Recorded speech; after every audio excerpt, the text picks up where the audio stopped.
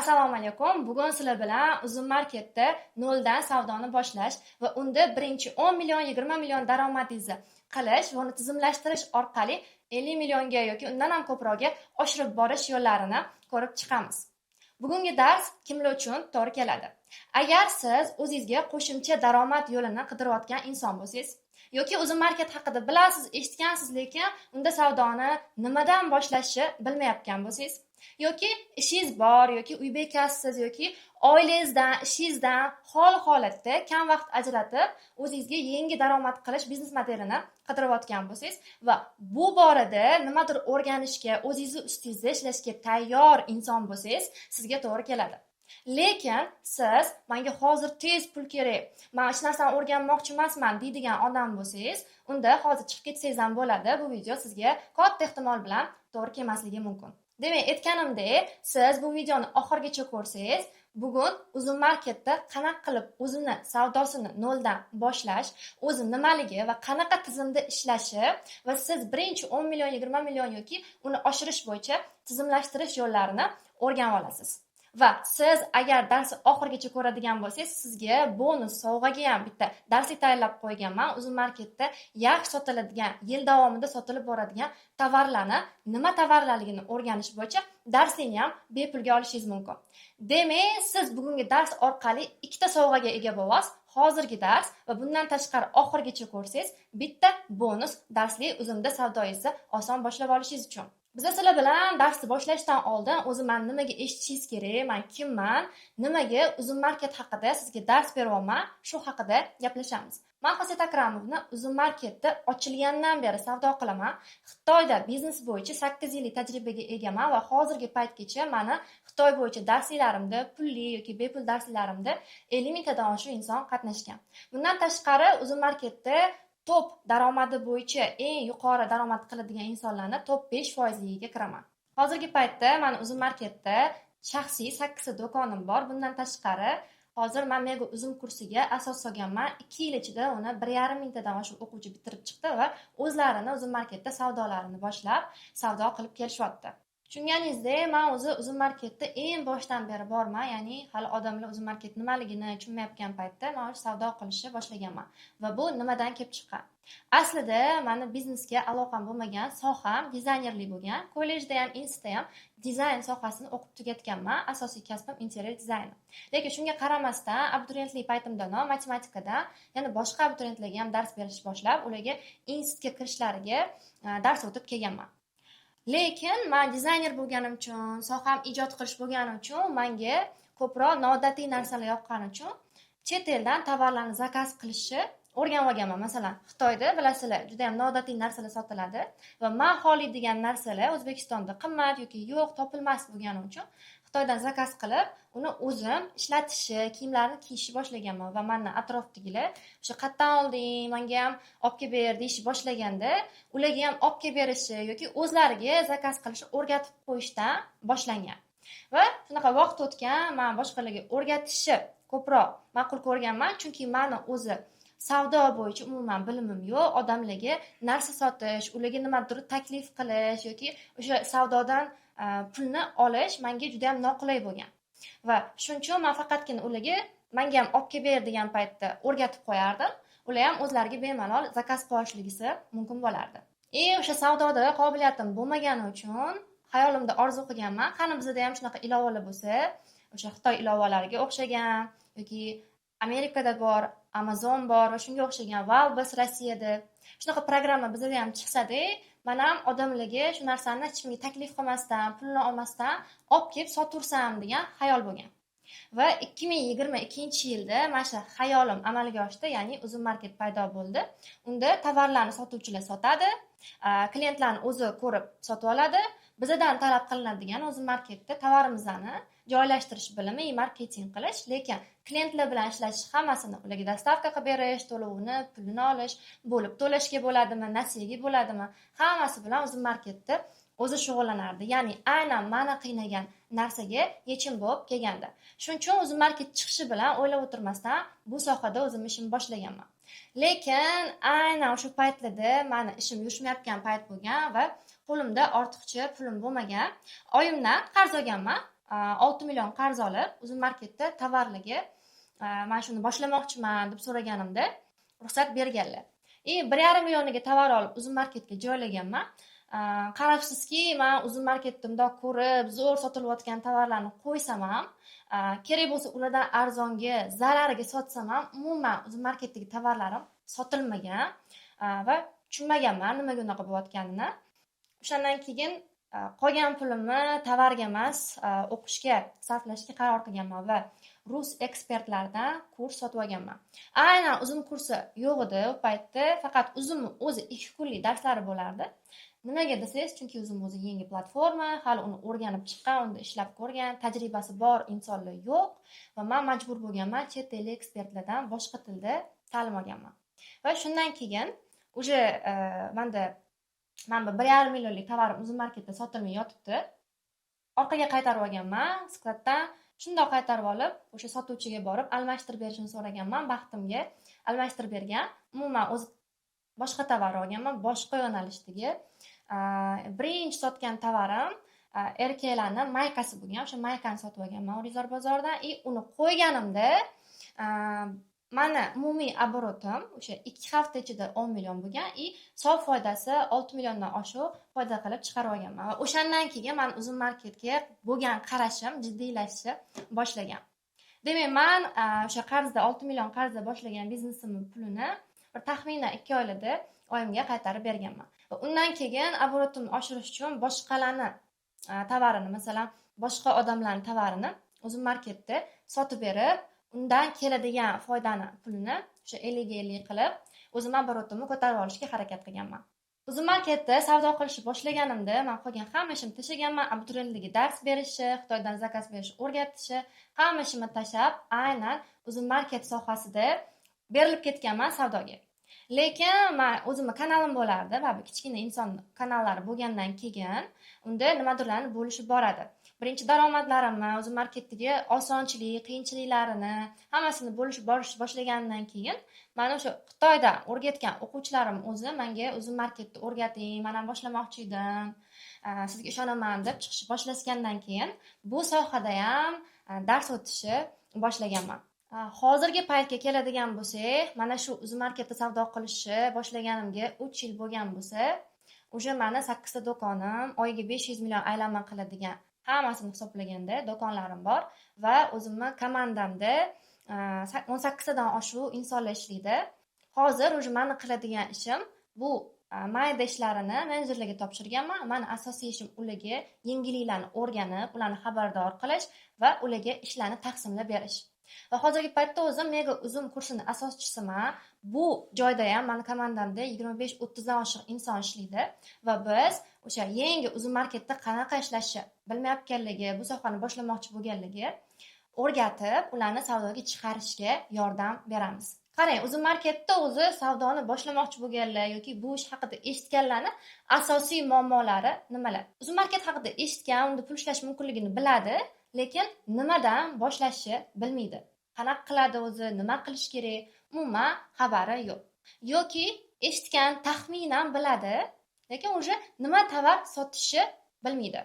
Ya'ni nima tovar sotsam ketarkan, o'zi qolib ketmasmikan deb qo'rquvlar bo'ladi. Yoki o'sha Uzum marketda savdosi bor, endi boshlagan va u yog'iga nima qilishni bilmayapti. Xo'p, yoki shunaqa insonlar bor, offline biznesi bor yoki onlayn biznesi bor, endi Uzum marketga ham tovarlarini qo'yib sotib qilmoqchi va bu yo'lda bitta yo'l boshlovchi kerak yoki nima qilishni bilmaydigan insonlar bor. Bugun mana shu haqida gaplashamiz. Agar sizda tizim bo'lmaydigan bo'lsa, reja bo'lmaydigan bo'lsa, har doim nimadan boshlashni bilmaydigan yoki nima tovar sotishni bilmaydigan, umuman o'zimga kirib olib ham ketma-ketligini bilmaydigan bo'lsangiz, bu sohada juda ham qiynalasiz. Muvaffaqiyatingiz yoki umuman kechikishi, sekinlashishi yoki umuman bo'lmasligi ham mumkin. Lekin agar siz bu darsni oxirigacha ko'radigan bo'lsangiz, nimadan boshlashni, qanaqa qilishni va qanaqa qilib birinchi 10 million, 20 million va uni oshiradigan tizimlarni o'rganib olasiz va sizda xudo xolasa bu bo'yicha muammo bo'lmaydi. O'zi nimaga ko'pchilik Uzum marketda savdoni boshlaydi, mana 14 mingta, 16 mingta odam ro'yxatdan o'tgan. Lekin 30-35% savdo qilyapti. Bu ham yaxshi emas, prosta ishlab yuribdi. Nimaga shunaqa bo'ladi? Chunki ular ishni boshlab qo'yadi, ro'yxatdan o'tib qo'yadi, keyin уже nima qilishni bilmaydi-da, bo'lmas ekan deb 1 hafta, 2 hafta harakat qilib ko'radi-da, bo'ldi, chiqib ketaveradi. Sababi ular qiladigan asosiy 5 ta xato bor. Ya'ni uzumda savdo qila olmayotganlarning asosiy 5 ta xatosi bor. O'sha xatolarni ular qilmaganida, mana bu 10-15% 5% qatoriga kirgan bo'lishardi. Bugun siz darsda aynan mana shu 5%, 10%, 15%larni qatoriga kirish yo'lini aniq qilib bilib olasiz. Uzum marketda boshlaydiganlarning qiladigan 5 ta top xatosi nimalar? Birinchisi, noto'g'ri tovar tanlaydi. Ya'ni analiz qilmasdan, bozorda nima aktiv, nimaga talab bor, qanaqa sotilyapti, nechta sotish mumkinligini bilmasdan tovarni любойni olib qo'yib qo'yadi yoki bu narsalarni hisob-kitob qilmasdan o'zini intuitsiyasiga ishonadi. Mana shu tovar olsam zo'r ketadi deydi yoki shunday uzum marketda eng zo'r ketayotgan tovarlarni, internetda eng zo'r ketayotgan tovarlarni olib qo'ysam zo'r ketadi deb o'ylaydi. Lekin uzum market sistemasi unaqa ishlamaydi o'rtoqlar. Uzum market umuman boshqa dunyo. Unga analiz qilish bilim talab qiladi. Ya'ni bozorda ketayotgan yoki uzum o'zida yaxshi ketayotgan tovarni yoki trend bo'lgan tovarni olib qo'yib qo'ysangiz, bu degani sizda ham shunaqa zo'r ketadi degani emas. U narsalarni sotish uchun o'zi marketing yo'llarini ishlatgan, siz ularni nimaligini bilmaganingiz uchun sizda unaqa ketmasligi mumkin. Va siz mana shu xatoni bilmasangiz, shu zo'r ketyapti deb olib kelib qo'yasiz, xuddi men birinchi qilgan xatoyimga o'xshab. Va sizda u tovarga ketmaslik ehtimoli katta bo'ladi. Ikkinchi xato bu hisob-kitobni yo'ligi. Ya'ni siz tovar tanladingiz deylik, uni hisob-kitob qilishni bilmaysiz. Yoki umuman qilmaysiz. Bu tovarni deylik 30 mingga oldim, 50 mingga sotaman, 30 mingga oldim, bo'ldi 100 mingga sotaman. Umuman uzum marketda qanaqa narx qo'yish kerak, uni komissiyalari bor, logistik xizmatlari bor, ya'ni uzumni o'zini oladigan xizmatlari bor. Bu yerda to'laydigan nalogingiz bor. O'shalarni hisob-kitobga olmasdan yoki uzum marketda bozor narxini hisobga olmasdan o'zingiz noto'g'ri narx qo'yib qo'yishingiz mumkin va sizda tabiiyki buni hisobiga yoki sotuv bo'lmaydi yoki noto'g'ri narx qo'yganingiz uchun, past narx qo'yib qo'yganingiz uchun siz zararda savdo qilib yurgan bo'lishingiz ham mumkin. Va buni hisobiga sotuvchi nima qiladi? Minusga kirishi mumkin bo'ladi. Demak, uchinchi xatoyimiz bu ko'p mahsulotga qiziqish. Ya'ni ko'rsanglar, o'zimda birinchi tepada turadigan tovarlar, ko'p sotilayotgan tovarlarga o'xshab ko'rinadi. Aslida unaqa emas. Siz uzumda tovarlarni yaxshi foyda olish uchun ko'p qilib sotishingiz shart emas yoki turini ko'p qilishingiz shart emas. Bitta oddiy tovar ham kuniga atigi 4 ta, 5 ta yoki 10 ta sotib ham siz o'sha yerda 1000 ta sotayotganning foydasini qilib olish yo'llari bor. Agar siz mana shu narsani tushunadigan bo'lsangiz, unda bemalol shu 10 million, 20 million foydangizni bitta dona ozgina tovar bilan ham qilib olishingiz mumkin bo'ladi. Demak, keyingi sotuvchilarning qilish mumkin bo'lgan xatosi bu narx xatosi. Ya'ni nimani nech puldan sotsa, unga qancha foyda qoladi, bir oyda qancha ishlashligi mumkinligi. Masalan, men o'zim jadval ishlataman, Inteconomika jadvalini va unda hamma hisob-kitoblarni qilib turib, narx chiqarishim mumkin bo'ladi. Men hech qanaqa matematikani bilishim shart emas, tayyor kalkulyator ishlab chiqqanman. Shu o'quvchilarimizga beradigan. O'sha kalkulyatorda men prosta hamma xarajatlarni o'zi yozib beradi. Men narxi bitta qo'ysam bo'ldi. Menga sof foydamni chiqazib beradi. Va o'sha kalkulyator ishlatgan holatda deylik, siz 40 ming so'm foyda qiladigan bo'lsangiz bitta tovaringizdan, kuniga taxminan 10 tacha sotadigan bo'lsangiz va 30 kun davomida siz 12 million so'm ishladingiz degani bo'ladi. Va siz agar buni hisob-kitob qiladigan bo'lsangiz, nima tovarga nech pul ketishini ham oldindan bilasiz. Misol keltiraman, o'zimdan men o'quvchim bor, 2000 so'mlik tovar oladi, chunki uni tikishga ko'p puli yo'q bo'lgan. 2000 so'mlik tovar ustiga hamma hisob-kitoblarni o'sha kalkulyatorga qo'yib, ustiga 10 ming so'm foyda qoldiradi. Va bundan hisob-kitob qiladigan bo'lsangiz, 30 ta o'sha bir kunda sotadigan bo'lsa va uni o'sha 30 kun davomida shu tempda ushlab turadigan bo'lsa, bir kunda 9 million foyda qilyapti degani. Agar undan ko'proq, kamroq bo'ladigan bo'lsa, foyda ham shunga qarab ketaveradi. Bu o'quvchim nima qilyaptilar? 9 million so'm foydani qilish uchun 1 million 800 ming so'm xarajat qilishlari kerak bo'lyapti. Agar siz ham xuddi shunaqa hisob-kitob qiladigan bo'lsangiz, nech pul foyda olish uchun, nech pul tikishingiz kerakligini o'zi biladigan bo'lsangiz, eng arzon tushadigan, lekin sizga eng aktual, ko'p foyda qiladigan tovarlarni aniqlab olib sotadigan bo'lsangiz, foydangiz ham uje buni hisob-kitob bilan chiqadigan bo'ladi. Kursga kelganimda 6-potokda o'qiganman. Hozir salkam 1 yil bo'lib qolibdi boshlanganiga. O'qish davrini oladigan bo'lsak, o'zi kursga kelishim bir ajoyib bo'lgan. Uyda o'tirgan ayol edim. Ya'ni avval ishlaganman, jismoniy mehnat bilan shug'ullanganman doim. Uyda o'tirib, uyga komfort holat yaratildi o'zimga, lekin pul topishni sog'indim. Ishlagim keldi. Lekin ko'chaga chiqib ishlashni xohlamadim. Bu borada ozgina yechim qidirdim. Singlim tavsiya qildi. Sizni anchadan beri kuzatib yurar ekan. Aytdi, shu odamda o'qib ko'r, uyda o'tirib ham pul topsang bo'ladi dedi. Как раз o'sha paytda sizni jonli efiringiz bo'lib qoldi. Telegram kanalda qo'shildim. Eshitib, menga to'g'ri keladi dedim. Bo'ldi, hech narsani o'ylamasdan qaror qabul qildim. Kursga yozildim va fevral-mart oyida o'qigan bo'lsam, aprel oyida savdoni boshlaganman. Fevral oyida kursga yozildim. To'g'risi katta tavakkal qilganman. Bir so'm pulim bo'lmagan kursga yozilishga. O'zim nasiya orqali yozilganman, ya'ni qarzga. Hamma aytadi, noldan boshlayapman deydi. Men noldan emas, minusdan boshlagan insonman. Menga o'xshab. Minusdan boshlaganman. Haqiqatan qo'limda bir so'm pulim bo'lmagan, katta tavakkal bilan. Bu savdo-ku, unga pul kerak-ku, ertaga оборотni nima qilasan? O'ylamaganman. Hech narsani shunday Allohga tavakkal qilib boshlaganman, ya'ni qarz olganman. Qarz olib o'sha paytda kursga yozilganman. 2 oydan keyin o'sha o'qish jarayoniga ketyapti. Qarz olganmiz. O'zim nasiyadan qarz olganman. O'zim nasiyadan qarz olib turib o'qiganman. Keyin tovar olish payti kelganda ham pulim bo'lmagan. Hamma boshlayapti, hamma savdoga chiqyapti, lekin men boshlay olmayapman. Tovarga pulim bo'lmagan. Nima qilishga yechim qidirganman, menejerlik uchun ish qidirganman, ya'ni o'zimga hamkorlar topganman. Ishladim bu borada, lekin o'zimni pulim bo'lishini xohlardim. Menejerlikda, sherikchilikda pul olishni emas, o'zimni do'konim, o'zimni pulim bo'lishini xohlaganman. Buning uchun yana bir tavakkal qilganman, ya'ni qarz qidirganman yana. O'sha o'zim nasiyada qarz olib qo'yganman, undan ola olmayman. Endi menga pul kerak. O'sha olgan bilimimga ishonyapman, katta pul kerak emasligini his qilyapman. O'sha paytda shunaqa vaziyat bo'ldi. Yana singlim yordam berdi. Menga 2,700,000 o'sha paytda 3 millionga yetar yetmas pul berdi qo'limga. O'sha tovar bilan Xitoydan zakaz qilganman tovar. Birinchi 3 xilgina tovar zakaz qilganman. 3 xil turdagi tovar zakaz qilganman. Shundan bitta turib birinchi kundan sotuv boshlangan. O'sha tovarimni mana 1 yil bo'lgan, 1 yil bo'layotgan bo'lsa, haligacha sotaman va to'pda turadi. Bitta tovaringiz 1 yildan beri bitta shu kartochka. Bitta kartochkamni sotib Qancha foyda olib keladi sizga? Boshida birinchi qo'yganimda 3x ga qo'yilgan edi. Necha pul masalan narxi? 25,000 so'm tan narx bo'lgan bo'lsa, men 75,000 dan sotganman uni o'sha paytda. O'zingizga 25,000 da qolgan. Ha. Endi hozirgi paytda xuddi shu tovarimni 125,000 ga sotaman. Ayni o'sha tovarim. Tan narxi o'zgarmaganmi? Tan narxi o'zgarmagan. Tushgan hisobida ham o'ynab turadi, har safar har xil, lekin men o'rta hisobini olib 25,000 dan qo'yaman. Ba'zi hollarda 20,000 dan ham tushadi menga bu tovar. Lekin sotuvi 100,000 dan oshiq. Eng zo'r sotilgan payti 130,000 ga ham sotganman. Hozirgi kunda 100,000 dan yuqori narx sotaman. Ya'ni bitta kartochkam 1 yildan beri aktual holatda turibdi va to'pda turadi har doim. Menga konkurent chiqdi, u tovarimga ko'p, lekin mendaka sota olmadik. Nega? Chunki ular to'g'ri marketing qo'llash olmaydi. Ya'ni meni o'qiganim foyda bo'ldi. Ya'ni menda bilim bor, qanaqa strategiyadan foydalanishni bilaman, o'sha marketing usullarini bilaman. Kam tovar bilan ham, kam kategoriya bilan ham katta sotuv qila olaman. Ya'ni boshqalar 100 ta sotganda men 10 ta, 20 ta bilan o'sha foydani ola olaman. 100 ta foydasini. 100 ta foydasini bemalol chiqara olaman. Hozir o'rtacha mana qancha tovaringiz bor? Общий necha pul foyda qilasiz? Boshida boshlaganimda kursda imkoniyatidan foydalanganman, ya'ni sizni YTT'ingizdan foydalanganman. Aprel oyidan avgust oyigacha siz YTT'ingizda foydalanganman. 2,700,000 оборотim 29 millionga chiqqan. Ya'ni 2,700,000 o'zini 29 million qilganman. Va bitta gapingiz esimda qolgan, biznes bu bola, u bolani parvarishlash kerak, birinchi uni boqish kerak.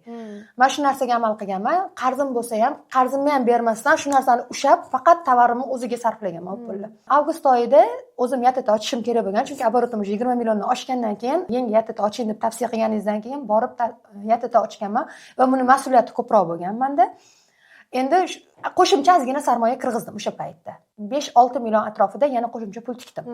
O'sha avgust oyida men o'zimni savdoyimni ko'tardim. Hozirgi paytgacha kategoriya turlari, asosan ayollar aksessuarlari bilan shug'ullanaman. Kiyim-kechak aksessuarlar bilan ko'proq sotaman. Mayda narsalar ko'proq sotaman. Haftasiga 2 soatgina vaqt ajrataman. Va shu sotayotgan tovarlarim hozirgi kunda 103 millionga yetdi обороты.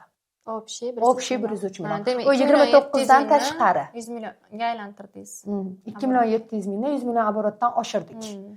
Endi 29 ga qo'ysa 150 millionga salkam yaqinlashib qoladi. Bu eshitgan quloqqa noto'g'ri nima deydi, nerealniy narsa bo'lib tuyulishi mumkin, lekin aslida qilsa bo'ladigan narsa. Buni orasida men 1 yilga olgan qarzimni ham yopdim. Umuman hozir Xudoga shukr qarzim yo'q. U qarzimni to'g'ri 5 oyda yopganman. 5 oyda umuman qarzim ham qolmagan. Qaytanga foydaga chiqib, hozirgi kundagi sof foydamni hisoblaydigan bo'lsam, oylik daromadim 10-15 million atrofida.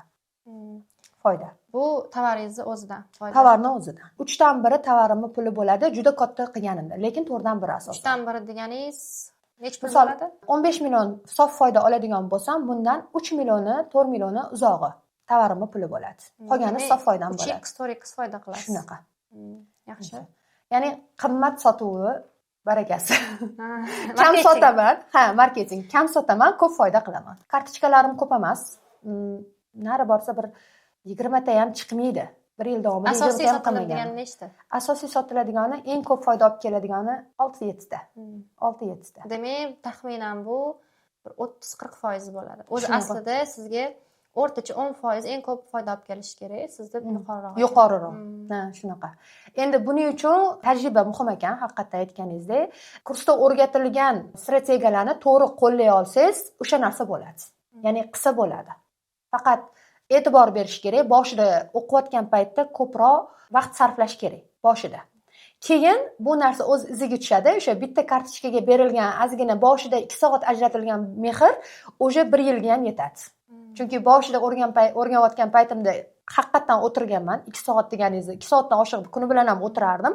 Lekin mana hozir o'sha haftasiga 2 soat ham vaqt ajratmayman. O'sha bu narsa haftasiga o'tib ketdi. 20 ta kartochkangiz uchun. 20 ta kartochka uchun. U o'sha qilib qo'yilgan, o'zini o'zi sotib oqlab yuraveradi. Sal savdo tushgan paytda o'sha qo'llaniladigan usullarni qo'llab qo'yamiz, bo'ldi, yana davom etib ketaveradi o'zini o'zidan. Yana boshqa nima ishlar bilan shug'ullanasiz? Hozirgi kunda jamoadaman. Jamoada qoldim. Jamoada qolish ham bir alohida bir tarix. Jamoada qo'shimcha ish bilan shug'ullanyapman. Endi uni oyligi bilan buni o'zimga, lekin bu ham o'zimga aloqador. Bu boshqa. Ham kuratorlik ham qilib kelyapman hozirgi paytda o'quvchilarga. Kuratorlik bilan shug'ullanyapman, sotuv bo'limi bilan shug'ullanyapmiz. Ya'ni komandani bir a'zosiman desa ham bo'ladi. Eng oxirgi 5-xato, bu xatoni juda ham ko'pchilik sellerlar qiladi. Ya'ni motivatsiyasi bo'lmasa, поддержкасы bo'lmasa, tepada o'zi shunaqa bo'ladi deydigan odam bo'lmasa, tez o'zini hafsalasi so'nib qolishi, sabrsiz bo'lishi, o'zimdan hali foyda olmasidan turib chiqib ketib qolishi ko'p kuzatiladi. Ya'ni o'zimga o'zi kirganingizda birinchi 10 ta tovaringizni sotib olishingiz oson bo'lishi ham mumkin, qiyin bo'lishi ham mumkin. Bu holatga qarab, sezonga qarab bo'ladi. Lekin ko'pchilik nima qiladi? Bitta o'zi bo'lgani uchun unda kiradi, birinchi kuni zo'r savdo bo'ladi deylik, 5 ta, 6 ta, 10 ta sotdi, balki undan ham ko'proq sotishi mumkin. Ikkinchi kuni deylik, savdo unchalik yaxshi bo'lmadi. Uchinchi kuni undan ham yaxshi bo'lmadi, 4-chi kuni bo'ldi, o'sha savdo bo'lmayapti. Unda qariyda sababini aniqlashga harakat qilmaydi, o'zini ustida ishlashga harakat qilmaydi, bittada ha, bu bo'lmas ekan deb chiqib ketish holatlari bo'ladi. Lekin agar siz birinchi shu tovarlaringizni shu 2 haftani yaxshilab o'tkazib oladigan, bilim bilan bugungi oladigan strategiyangiz bilan harakat qiladigan bo'lsangiz, sizda unaqa holat bo'lmaydi. Ozgina sabr qilsangiz, 2 hafta ichida o'sha normalniy, poetapniy savdo qiladigan va hozirga yetadigan daromadni oladigan holatga kelishingiz mumkin bo'ladi. Sizlar bilan Uzum marketda qilinadigan xatolar, boshlaydiganlar asosiy muammolarini bilib oldik. Ana endi Uzum market o'zi qanaqa tartibda ishlaydi, undan qanaqa tartibda foydalanish mumkin va savdo qilish etaplarini ko'rib chiqamiz. O'zi Uzum marketda savdo tizimi qanaqa ishlaydi? Ya'ni siz agar kiradigan bo'lsangiz, qanaqa tartibda boshlashingiz kerak? Demak, Uzum marketda ko'pchilik o'ylaydi, birinchi men sotuvchi bo'lib olishim kerak, qanaqa qilib ro'yxatdan o'tadi, qani xatga borish kerak deydi. Lekin aslida unaqa emas o'rtoqlar. Birinchi bo'lib Uzum marketda siz kirib sotuvchi bo'lib olishdan oldin qiladigan ishlaringiz bor. Uzum marketda sotuvchi bo'lish, shunday YouTube'ga kirsangiz ham 1-2 soatda hal bo'ladigan narsa. Lekin siz agar unga kirib olib, mana boyiga yetgan narsam. 14 mingta, 16 mingta odam ro'yxatdan o'tib olgan, lekin 30-35% savdo qilyapti. Nimaga? Shu ro'yxatdan o'tib oladi, shundan boshlash kerak ekan deb o'ylaydi. Kiradi, shunda tovarini qo'yadi, bo'ldi, yo'q, nima qilishni bilmaydi. Ha, bo'lmasa ekan deydi, bo'ldi, tovarini yig'ishtirib chiqib ketadi. Shuning uchun o'zi aslida qanaqa bo'lish kerak? Birinchi o'rinda nisha tanlaysiz, ya'ni o'zingizga yo'nalish tanlab olasiz. Keyin tovar topasiz, sotadigan tovaringizni aniq qilib, aniqlab olgandan keyingina siz Uzumda sotuvchi bo'lishni o'ylashingiz mumkin. Mana shu narsani, mana shu yo'nalishni, mana shu tovarni sotmoqchiman. Endi Uzumga ro'yxatdan o'taman. Undan keyin Uzumga joylaysiz. Kartochkalar joylanadi, ya'ni o'sha Uzumda turadigan rasmlarni ko'rgansizlar, o'sha narsalarni joylaysiz. O'zingizga sotuv uslubini tanlaysiz. Qanaqa tarzda savdo qilmoqchisiz? Tovarlarni omborga olib borib qo'yasizmi yoki boshqa usullarni, bu haqida hozir gaplashamiz. Va sotishni boshlaysiz. Sotuv bo'lgandan keyin sizga Uzun market u tovarlarni sotuv pulini 100% 10 kun ichida tushirib beradi. Ya'ni bilasizlar, to'lov tizimlari har xil. Nasiyaga oladimi klient yoki naqdga oladimi yoki kartaga to'lov qiladimi? Undan siz umuman xabaringiz bo'lmaydi. Sizga Uzun market bank hisob raqamingizga shu 10 kun ichida tushirib beradi. U bo'yicha siz umuman ovora bo'lib yurmaysiz. Va mana shu 6 etapni siz takror qilishingiz kerak bo'ladi. Yo'nalish tanlash, tovar topish, uzumda sotuvga qo'yish va uni pulini yechib yana yaxshi foydali tovarlarni topish bilan shug'ullanishingiz kerak. Kelinglar shuni endi etapma-etap ko'rib chiqamiz. Birinchisi nisha tanlash. Bu nima degani o'zi? Nisha tanlash o'rtoqlar yo'nalish tanlab olish bo'ladi. Ya'ni siz Uzun marketga kirishdan, o'zi savdoni boshlashdan oldin nima sotishni bilishingiz kerak. Ayollar narsasini sotmoqchimisiz yoki erkaklar narsasini sotmoqchimisiz yoki bilmadim, uy jihozlari sotgisi kelyaptimi, balki mebel sotgisi kelayotgandir. Mana shu narsani siz yaxshilab aniq qilib olishingiz kerak. Va endi uni ichiga kiramiz. Nisha tanlayotganda nimalarga ahamiyat berasiz? Shunda olib, mana shuni sotkim kelyapti emas. Birinchi bo'lib o'zi bozorni aniqlaysiz. Bu narsaga talab bormi? Narxi qanaqa? Uzun marketda xarajatlari bilan qo'yib ustiga foyda qo'ysam ko'taradimi? Yaxshi foyda qoladimi menga? Mana shu narsalarni hisobga olgan holatda o'zingizga kategoriyani, nishani tanlab olasiz. Va keyingi etap yo'nalish agar bozor bor, pul bor joy bo'ladigan bo'lsagina, o'sha yo'nalishda o'zingizga mahsulot topasiz. Masalan, ayollar yo'nalishini oladigan bo'lsak, har xil narsa bor. Kiyim, oyoq kiyim, aksessuarlari, bo'yinadigan go'zallik va parvarish mahsulotlari, juda ko'p kategoriyalar bor. Yoki erkaklarda yoki uyda maishiy texnikada o'zingizga xuddi shu narsa mahsulotni aniqlab olishingiz kerak, hisob kitobini qilib. Va uni endi siz aniqlab oldingiz. Mana shu tovarni sotsam menga yaxshi foyda qolar ekan. Deylik, ayollar kiyimini olaylik. Mana ayollar kiyimi Uzun marketga kirsangiz, deyarli o'ziga yoqadigan narsani hali topa olmaysiz. Bu degani bozor bo'm-bo'sh degani. Kirsa bo'ladi degani. Ozgina plus-minuslarni hisobga olib va o'sha hisob kitobda sizni daromadingiz yetadigan bo'lsa, kirsangiz bo'ladi. Xuddi shunga o'xshagan juda ko'p yo'nalishlar bor. Bittasini o'zingizga tanlab olasiz. Undan keyin tanladingiz, u mahsulotni nima qilish kerak, topish kerak. Siz bozordan olmoqchimisiz, ishlab chiqarishdanmi yoki Xitoydan olib kelsangiz sizga qulayroqmi? Yoki o'zi umuman o'zingizda mahsulotingiz bormi sotadigan? Shu narsani hisobga olishingiz kerak. Masalan, men o'zim yoki meni o'quvchilarim Xitoydan tovar olib kelamiz. Sababi o'zimizga kelgungacha u mahsulot bizni xohlagan mahsulot, bizni ishlayotgan yo'nalish bo'lishi mumkin. Bozorga kelguncha nechta qo'ldan o'tadi? Bittami, ikkitami, uchtami, to'rttami, har bitta o'tganida ustama haqqi qo'shilib boradi. Va biz bu narsani, bu pulni boshqalarga berishni xohlamaganimiz uchun men o'quvchilarimga Xitoydan to'g'ridan-to'g'ri shu fabrikalardan mahsulotlarni olib keltiraman. O'zimni ham 90% tovarlarim Xitoydan keladi. Xuddi shu yo'nalishda ishlaymiz. Siz ham o'zingizga qulay yo'nalishi kategoriyangizni o'zimizdan olgan qulaymi, ishlab chiqarishdanmi yoki Xitoydanmi? Shuni aniqlab olishingiz va tovarlaringizni o'sha tayyor qilib olishingiz kerak bo'ladi. Demak, tovarlarni tayyorlab oladigan bo'lsangiz, 3-chi bizning etap ana endi nima bo'ladi? Ro'yxatdan o'tish bo'ladi. Tovaringiz уже aniq nima sotishingiz, uzumda ro'yxatdan o'tasiz. Va bu uchun bizga kerak bo'ladigan hujjatlar bor. Hamma ham kirib shunday o'zimga savdo qilib keta olmaydi. Biz qonuniy ishlaymiz uzumda. Shuning uchun bizga eng asosiy 3 ta hujjat kerak bo'ladi, o'rtoqlar. Birinchisi tadbirkorlik hujjati va unga ulangan elektron ключ va bank hisob raqami. Mana shu 3 tagina narsa bo'lsa, biz uzumda bemalol savdo qilishimiz mumkin bo'ladi. Demak, tadbirkorlik hujjati qanaqa bo'lishi mumkin? Bu MCJ, ya'ni mas'uliyati cheklangan jamiyat, YTT, yoki tartibdagi tadbirkorlik yoki o'z-o'zini band qilgan shaxs holatda ham faoliyat yuritsangiz bo'ladi. Xo'p, menga qaysi biri yaxshi deydigan bo'lsangiz, buni agar siz o'zingiz MCJ firmangiz bo'lsa, mahsulot sotadigan, shunda qo'shib Uzun marketda faoliyatingizni davom ettirsangiz bo'ladi. Yoki YTTingiz bo'lsa, unda chakana savdo turida o'zingiz savdo qiladigan bo'lsangiz, shuni shu hujjat bilan davom ettirsangiz bo'ladi. O'z-o'zini band qilish bo'lsa, faqatgina bitta o'zini mahsulotini sotadigan insonlar. Masalan, kulol bo'lish mumkin yoki nimadirlarni to'qib ishlab chiqarish mumkin-da. O'zi to'qib sotadiganlar bo'ladi-yu. Shunaqa insonlar yoki o'zingizni kasb hunaringiz orqasidan sotiladigan narsalarni bemalol shu hujjat bilan o'zimda sotishingiz mumkin. Lekin e'tiborga oling, o'z-o'zini band qilishda siz istagan mahsulotingizni sotib olib turib sota olmaysiz. Faqat o'zingizni yasagan mahsulotingizni sotishingiz mumkin. Bitta yo'nalishda ishlay olasiz. Xo'p, plyus-minuslari nimada deydigan bo'lsangiz, MChJ, YTT yoki o'z-o'zini band qilishda soliqda farqlanadi. MChJda soliqlaringiz foydangizdan 12% bo'ladi, YTTda 1 milliardgacha 1% soliq to'laysiz. yoki o'z-o'zini band qilishda 1 yilda 1 marta ijtimoiy soliq to'laysiz va shu foydangizdan 1%ingizni to'lab borasiz. Mana o'zim marketda YTT hujjati bilan savdo qilaman, ya'ni aylanmalarim YTTda yuradi. Siz ham o'zingizga qulayini tanlab olishingiz mumkin. Endi keyingi qiladigan etapimiz, mahsulotimiz bor qo'limizda, uni bozorni o'rganib chiqib, narxlarni solishtirib, uzumda foyda bo'lishini aniqlab olganmiz. Uzumga do'konimizni tayyor ochishga, endi do'kon ochib mahsulotlarimizni joylashtirishdan oldin hisob-kitobini qilib olamiz. Men nechta bu mahsulotdan sotsam, menga nech pul keladi? Va bir nuqtangizni aniqlab olishingiz kerak o'rtoqlar. Nech pul ishlamoqchisiz o'zi?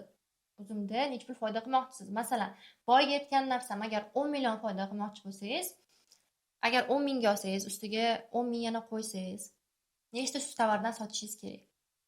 Yoki ustiga 30 ming foyda qiladigan bo'lsangiz bitta tovardan, nechta tovar sotsangiz shu 10 millioningiz chiqadi.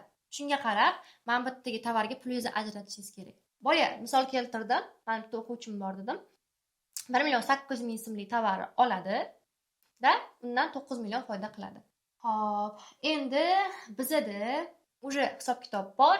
Endi tovarni sekin joylashtiramiz. Ya'ni aniq sotsa bo'ladigan tovarlarni Uzum marketda kartochkalarini yasaymiz. Kartochkalarni yasayotganda nimalarni hisobga olish kerak? Kartochka degan shu uzumda turadigan rasmli tovarlar. Ana shuni yasayotganda siz unga to'g'ri nom yozishingiz kerak, ya'ni kalit so'zlar bilan ishlashingiz kerak. Odamlar qidirganda chiqish kerak yoki tavsifini, o'sha описание deyiladi rus tilida, uni to'g'ri tasvirlab bera olishingiz kerak. Narxlarini to'g'ri joylashtirishingiz kerak. Albatta, kategoriyani odamlar kategoriyaga kirib qidirganda ham to'g'ri chiqish uchun joylashtirimiz to'g'ri bo'lishi kerak. Eng muhimi shu rasm ham kiradi, ya'ni rasmli odam kirganda sotib oladigan rasm bo'lishi kerak. Demak, biz kartochkani joylab qo'ydik va uzumga sotuvga tayyorlasak bo'ladi. Shu joyda keyingi qiladigan etapimiz sotuv uslubini tanlash. Siz qaysi usulda sotmoqchisiz? Nimaga unaqa deyapman? Ko'pchilik o'ylaydi, uzumni faqatgina omborga olib borib qo'yishim kerak deb o'ylaydi. Aslida unaqa emas. Hozir uzumda 3 ta sistemada sotuv qilsangiz bo'ladi. Masalan, birinchisi FBO usuli, ikkinchisi FBS usuli, uchinchisi DBS. Bular nimalar? FBO o'sha hamma biladigan standartli usul. Hisob-kitoblaringizni qilgan tovarlaringizni olasiz, qo'lingizga omborga olib borib berasiz. Omborda jo'natganingizdan keyin sotuv o'sha yerdan bo'ladi. Ya'ni, agar klient zakaz beradigan bo'lsa, sotuvingiz uzum tomonidagi ishchilardan yig'iladi va ombordan o'sha klientligi tomon chiqib ketadi. Siz aralashmaysiz. Ikkinchi usuli bor, bu FBS usuli. Bu yerda siz tovarlaringizni o'zingizda saqlashingiz mumkin. O'sha rasmlarini joylab sotuvga chiqarib qo'ydingiz, nalichida bor qilib qo'yasiz va agar klient zakaz beradigan bo'lsa, uzumni omboriga o'sha zakaz tushgandan keyin o'sha yoningizdan olib yetkazib berishingiz mumkin bo'ladi. Endi uchinchi usul bor, bu DBS usuli. Bu yerda siz tovarlarni umuman omborga borishingiz shart emas. To'g'ridan-to'g'ri klient o'ziga zakaz tushsa yetkazib berasiz. Masalan, men hozir o'zimdan zakaz bersam, DBS yoqqan sotuvchi menga aloqaga chiqadi va meni o'zimga yetkazib beradi. Xo'p, bular kimlarga foydali? Siz qaysi biridan boshlashingiz kerak? Buni hozir sizlarga foydali jihatini tushuntirib bergandan keyin o'zingizga aniqlab olsangiz bo'ladi. FBO usuli, tovarlaringiz omborda turadi. Bunda yaxshilab analiz qilingan tovarlarni qo'yishingiz kerak. Ya'ni sotilishiga o'sha hisob-kitob qilingan bo'lishi kerak. Nechta sotsangiz, nechta pul foyda ko'rasiz, nechta puldan sotsa bo'ladi. Omborga qancha olib borsangiz, sizda u turib qolmaydi. Shu narsalarni hisoblagan bo'lishingiz kerak. Omborga olib borasiz, joylab qo'yib qo'yasiz. Bo'ldi, hammasini qolganini onlayn nazorat qilasiz. Bu holatda siz kuniga o'rtacha 1 soat, 1,5 soat ajratasiz, nazorat qilasiz, qolgan hamma ishni uzum qiladi. Bu masalan viloyatdagilarga yoki o'zini boshqa ishi bor insonlar, uzumda qo'shimcha daromad sifatida qarayotganlar, uy bekalari, mana uyi bilan bo'ladi, boshqa bo'ladi-da, dekretdagi onalar, mana shu insonlarga to'g'ri keladi. Yoki chet elda yashaydiganlar ham shu FBO usulida bemalol savdo qila oladi. Ikkinchisi, bu FBS kimga to'g'ri keladi? Siz o'zingiz offlayn do'koningiz bor, shundoq ham tovarlarni boshqa joyda sotasiz. Endi qo'shimcha uzumni ham sotmoqchisiz. Offlaynda sotib turasiz, zakaz tushganda omborga o'sha offlayningizdan olib borib beraverasiz. Tushunarli? Yoki siz o'zingiz umuman pulingiz ham yo'q, tovaringiz ham yo'q, hech narsangiz yo'q. Boshqalarning tovarini shunaqa sotishingiz mumkin. Ya'ni siz bitta odam bilan kelishib, seni tovaring bor ekan, zakaz tushsa, men senga qo'shimcha sotib beraman-da. Omborga olib borib beramiz. O'zing olib borib berasan yoki men olib borib beraman, kelishasiz. O'zingiz xohlagan narx qo'yib, unga tan narxini berib turib, foyda ishlashingiz mumkin bo'ladi. Tushunarli? Endi uchinchisi bu DBS nimaga to'g'ri keladi? Uzumga umuman olib bormaganingiz uchun tovarlaringizni, masalan, mebel bo'lsa ham, gilam bo'lsa ham yoki katta mahsulotlaringizni ham hamma narsani o'zingiz sotishingiz mumkin. Sizda qanaqa biznes bo'ladimi? Shu biznesingizni uzumga olib kirsangiz bo'ladi yoki birorta shu bizneslarni qiladigan, shu narsalarni yasaydigan ishlab chiqaruvchilar bilan kelishib, uzumni rasmini joylashtirib qo'yasiz, ustida ishlaysiz, marketingini qilasiz, zakaz tushadigan bo'lsa, xuddi o'sha gap. Egasidan olasiz, egasini o'zi kerak bo'lsa ularga yetkazib beradi, qo'shimcha klient kelyapti ularga. Va siz ustidagi foydadan daromad qilasiz. Yoki umuman foydasiga aralashmasdan sotuvchilarni aytgan narxida sotasiz, oylik olasiz. Bu o'zingizga havola. Ya'ni hozirgi paytda uzumda daromad qilish uchun, siz pul ishlashingiz uchun aynan o'zingizning tovaringiz bo'lishi umuman shart emas. Boshqalarning tovarini sotib berib yoki prosta ularga mas'uliyatsiz, faqat foyda keladigan paytda ulardan tovarini olib ham sotuv qilsangiz bo'ladi. Umuman uzumga kirganingizdan keyin men sotolmadim, bo'lmas ekan deyish hozirgi paytda sal ishonchsizroq narsa, chunki shuncha daromad qilish usuli bor. Faqatgina o'ziga to'g'ri keladigan yo'lni tanlab harakat qilish qoladi. Va albatta to'g'ri tizim bilan ishlasangiz bu narsa sizga foyda olib keladi. Sotuv uslubini tanlab oldingiz, agar yo'q men hammasini asosiy ish sifatida qabul qilyapman, hammasini qilmoqchiman desangiz, u ham bo'laveradi. FBS, FBO, DBS uchalasida ham baravar ishlashingiz mumkin. Agar sizda bemalol vaqt bo'lsa, kuniga shu 1-2 soat emas, ko'proq vaqt ajratmoqchi bo'lsangiz, ish sifatida qaraydigan bo'lsangiz, bunga qarab ham daromadingiz ham oshaveradi. Ajratadigan vaqtingiz, e'tiboringizga qaraydi. Endi qaranglar. Tanlab oldingiz, o'zingizga kerakli sotuv uslublarini ajratib oldingiz, nima qilasiz? Bir sotuvga olib chiqasiz. Mana shu usullardan bittasini tanlab. Marketing bilan sotuv oshirishda o'sha klientlarning fikrlarini yaxshilash bilan shug'ullanasiz. Klientlarning fikri yaxshi bo'lsa, tovarlaringiz yaxshi sotiladi. Rasmlar ustida ishlash bilan, kalit so'zlarni ustida ishlash bilan shug'ullanib turib, to'g'ri narx qo'yib turib, o'zingizga foyda qiladigan qilib narxlarni chiqarib, o'sha sotuvga kirsangiz ham bo'ladi. Ana undan keyin eng asosiy narsa qoladi bizda, bu sabr. O'rtoqlar, shu ishlarni qilgandan keyin endi biz kutamiz. Bizda savdo tizimi qanaqa ishlayapti? Kuniga 10 tadan sotish reja qilgandik, bo'lyaptimi? Bo'lmayotgan bo'lsa, nimaga bo'lmayapti? Ustida ishlaymiz.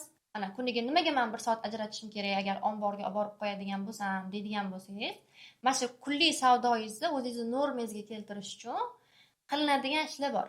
Shu marketinglarni qilib chiqsangiz, kuniga yarim soatingizmi, 15 minutingizmi, 1 soatingizmi, tovaringiz ko'p kamligiga qarab ajratsangiz, ko'rib chiqsangiz bo'ldi, uyog'iga uxlayotganingizda ham bemalol maza qilib savdoingizni qilsangiz bo'ladi. Siz uxlayapsiz, bu yerdan zakaz tushadi, o'sha sizda pul bor degani bo'ladi. Xuddi shunaqa tizimda ishlab, mana shu 6 ketma-ketlikni to'g'ri qiladigan bo'lsangiz, sizda boyga hisoblab bergan narsam. Ustiga qo'ygan summangizni oylik sotuvingizga ko'paytirib yuborasiz va oyiga 5 millionmi, 10 millionmi, 15 million, 20 million qancha tovarni to'g'ri hisob kitobini qilgan bo'lsangiz, foyda olishi ko'rsa oxiri bo'lmaydi. Ya'ni sizni harakatingizga qarab, siz tovarlaringizni e'tiboringizga qarab, savdingiz oshib borib, foydangiz ham shunga qarab ko'tarilib boraveradi. Biz hozir bilan shu 10 million plus daromad qilish yo'lini ko'rib chiqdik. Agar siz bu daromadingizni oshirmoqchi bo'lsangiz, foydangizga yana foyda qo'shmoqchi bo'lsangiz, men sizga bitta tovar misolida keltirdim. Bitta tovaringizdan deylik, ustiga bitta tovaringizni 40 ming qo'yadigan bo'lsangiz, o'rtacha 10 ta dona sotadigan bo'lsangiz, bir oyda 12 million so'm foyda qolasiz. Agar siz bu foydangizni oshirmoqchi bo'lsangiz, nima qilasiz? Bitta tovar emas, yoniga yana bitta tovar qo'shasiz. Ya'ni o'sha ikkinchi tovaringizni ham xuddi shunaqa hisob-kitob qilishingiz kerak bo'ladi. Tasavvur qiling, undan ham sizga plus minus 10-12 million kelyapti. Bu Bu degani daromadingiz 2 barobar oshdi. Siz yana oshirmoqchimisiz daromadingizni? Bu hisob-kitobni 3-chi tovarni qo'shasiz yoki mana bu bitta tovaringizni o'zini sotish sonini, kunlik sotuvini ko'paytirishingiz kerak bo'ladi. Siz bu tizimni qursangiz, sizda уже daromad cheklanmaydi. Qancha o'sha kartochkalaringiz, tovarni yaxshi ketadigan tovar turlaringizni ko'paytirsangiz, qancha uni sotuvini marketing tizimi orqali kunlik sotuvini oshiradigan bo'lsangiz, siz уже o'zingiz xohlagandan ham ancha yaxshi natijalarga chiqa olasiz. Oddiy misol keltiraman. Menda bitta o'quvchim bor. Mana shu o'quvchim uy bekasi bo'lgan, dekretda o'tirgan holatida o'sha mani kursimga yozilgan. Oradan hozir vaqt o'tgan bo'lsa, birinchi potokimda o'qigan va hozir o'sha oyiga taxminan 100 million оборот qiladi o'rtacha foydasi 20 million atrofida bo'ladi. Eng qizig'i, bu qiz, ya'ni o'quvchim o'ziga umuman bu tovarlar uchun pul tikmaydi. Hammasi boshqalarning tovarini sotib berish, menejerlik do'konlaridan keladigan foyda. Ya'ni foydani bir qismini tashkil qiladi. Meni ismim Shodiya, 27 yoshdaman. Uzum kursingizda siz uchun olganman. To'g'risi, siz uzum kursini o'sha o'rgatishni boshlaganingizdan keyin umuman hech nima o'ylamasdan uzum kursingizda olganman. Bunga sabab men homiladorlik vaqtimda ishlagan vaqtim sizda Xitoy kursingizda olganman birinchi. Xitoyda Pindodo kursingiz bo'lardi. Sizda o'shani birinchi olganman. Keyin shunaqangi Xitoy programmasi menga shunchalar yoqqan. Ichiga kirib ketganman, kiyimlar, tovarlar, uni narxlari juda ham zo'r bo'lgan. Menga o'sha Xitoy kursi detalli hamma narsani ochiqcha, umuman hech qanaqa savol qoldirmaydigan darajada video darslik bo'lgan. Juda ham yoqqan. Keyin u kursni olgandan keyin men tovar o'zimga zakaz qilish boshlaganman. Farzandli bo'lgandan keyin qizimga, chaqalog'imga, qo'shnilarga zakazlar olib boshlaganman. Keyin endi bu narsalarni qayerda sotsam ekan degan savol bo'lib turgan vaqtda siz uzum kursingiz boshlangan. Uzum kursingizni birinchi potokida o'qiy olmaganman, ikkinchi potokiga pul yig'ib boshlaganman. Xitoy kursingizda juda ham menga yoqqan. Har bitta detalni tushuntirgansiz. O'shandan keyin o'sha tovarlarni qayerda sotsam ekan degan savol bilan o'sha Telegram gruppa ochganman men ham. Instagramda emas, Telegramda sotib o'qib boshlaganman. Keyinchalik uzum kursingiz boshlangan, juda ham havasim ketib. Keyin o'ylaganman, Xitoydagi mana shu tovarlarni qayerda sotsam degan narsalar menda bo'lganda, keyin siz uzum kursingizda olganman. Uzum kursingizda birinchi Xitoydan olib kelgan tovarim 126 ming so'mlik bo'lgan. 12 dona bilan boshlangan. Keyinchalik yana qo'shib davom ettirib ketganman. Adashmasam 2 oyda ichida o'sha o'zingizda yatitizdan foydalanib do'konda shuna yurg'izdim. Tovarlarni olib keldim. Sotildi. Sotilishini ko'rishim bilan o'zimga yangi yatitni ochganman. Hech qanaqa shubha bo'lmagan. Sota olmasamchi, yatitini to'la olmasamchi degan narsalar bo'lmagan. Chunki yatitini to'lovlari bor-ku, qanday to'lasam degan narsalar bo'lmagan. Bo'ldi. Sotildimi, demak, men shu sistema ishlayaptimi? Bo'ldi. Ochalaman, o'zim mustaqil bo'la olaman deganman, ochganman. Rostdan ham zo'r bo'lgan bu yog'i davom ettirdi. Hozir asosan menda 90% daromad menejerlikdan keladi. Menejerlikda 6 ta do'kon yuritaman. 6 ta do'konda ham оборот juda ham ko'p bo'ladi. 100 milliondan ham ko'p bo'lib ketadi. Ba'zan 100 millionga yaqin bo'ladi обороtim. Oyligim 2000-3000 dollar atrofida bo'ladi. Menejerlikda o'zidan. O'zim do'konimga kamroq vaqt ajrataman. Asosan shu menejerlik do'konidan daromad qilaman. Demak, siz boshqalarning daromadi pulidan, tovardan foydalangan holatda o'zim tovarga pul tikmayman, o'zim hech qanaqa xarajat qilmayman, yatiti to'lovlari yoki qanaqadir soliqlar haqida umuman bosh qotirmayman. Men faqat tovarga pul olaman yoki tovarini o'zini yurg'izib beraman, do'konda sotib beraman. Biz sof foydadan o'zimni foydamni olaman. Bu degani men оборотdan tashqari qoladigan sof foydani qanchadir foizini o'zimga olib qolaman. Asl foyda boshqacha bo'ladi. Asl foyda boshqacha bo'ladi, to'g'ri. Bundan tashqari ham daromad qiladigan narsalaringiz bormi o'zim orqali? Bundan tashqari o'zimdagi tovarlarimda bizga berilgan tovarni oladigan joylarimiz bor-ku, Xitoydan yoki boshqa joylardan oladigan imkoniyatlarimiz bor. Shuni o'ylab Instagramda yangi do'kon ochganman. Instagram yurg'izishni boshladim, nasib bo'lsa. Undan tashqari eng katta mana shu uzum kursimdagi eng katta yutug'im sizga shogird bo'lganim. Xo'p, nimalar qilyapsiz hozir? Uzum kursingizda men olgan natijalarim avvalambor o'zimni do'konimda yurg'izish zo'r yuradi. Umuman marketing, hamma sirlarni o'rgatgansiz. Hech qanaqa menda keyinchalik sotilmaydi degan narsa yo'q. Hamma tovarim sotiladi. Menejerlikda ham men juda ham katta оборот qilaman. Menejerlikdan tashqari sizda komandangizda faoliyatim yuritaman. Endi sizda savol tug'ilishi mumkin. Ko'pchilik o'ylaydi, o'zim marketda savdo qilish uchun O'zbekistonda yashash kerak yoki Toshkent shahrida bo'lishim kerak deb o'ylaydi. Lekin buni shu boshqa viloyatdan turib, chetda turib yoki uyda o'tirib qilishi usulini bilmaydiganlar aytadi. Agar siz viloyatda yashasangiz yoki chet elda yashasangiz yoki uydan umuman chiqmoqchi emassiz, shu telefonda yoki kompyuteringizda yoki noutbukingizda, planshetingizda ishlamoqchisiz, uydan chiqmoqchi emassiz va bu holatda ham siz uzun marketda savdo qila olasiz. Mani har xil o'quvchilarim bor, uy bekalari bor, studentlar bor, ko'p vaqt ajrata olmaydi, sohasi umuman boshqa yoki ishi boshqa insonlar bor. Umuman tovarlarga aralashib yura olmaydi-da.